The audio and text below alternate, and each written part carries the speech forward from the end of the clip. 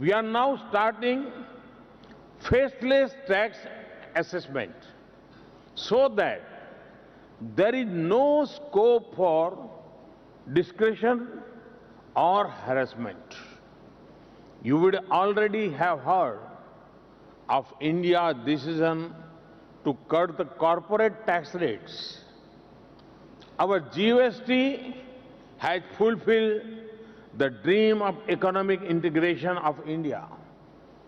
We want to work towards making it even more people-friendly. All of what I have said just now makes India one of the world's most attractive economies for investment. Friends, India received 286 billion US dollar FDI in the last 5 years. This is almost half of the total FDI in India in the last 20 years. 90% of this came through automatic approvals, and 40% of this is greenfield investment.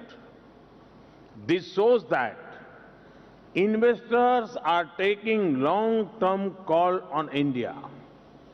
India's growth trajectory is reflected in several ratings. We are among the top 10 FDI destinations as per UNCTAD, moved up 24 places on the Global Innovation Index of WIPO in 5 years. But there are two of them I want to talk about specially. India has jumped 79 places in the World Bank's Ease of Doing Business ranking in 5 years.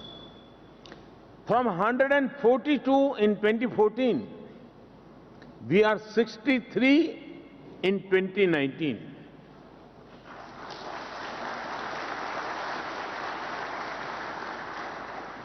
This is a massive achievement. For the third year in a row, we are among the top 10 reformers. The variables for doing business in India are many. We are a large and diverse nation. There are the central, state, and local governments. In such a context, a directional shift shows our commitment to reforms. The people and government came together to make the business environment better. Friends, the other is India's improved ranking in the World Economic Forum's Travel and Tourism Competitiveness Index. From 65 in 2013, we are ranked 34 in 2019.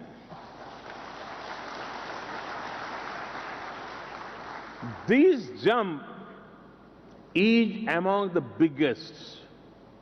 The number of foreign tourist arrivals have also gone up by 50%.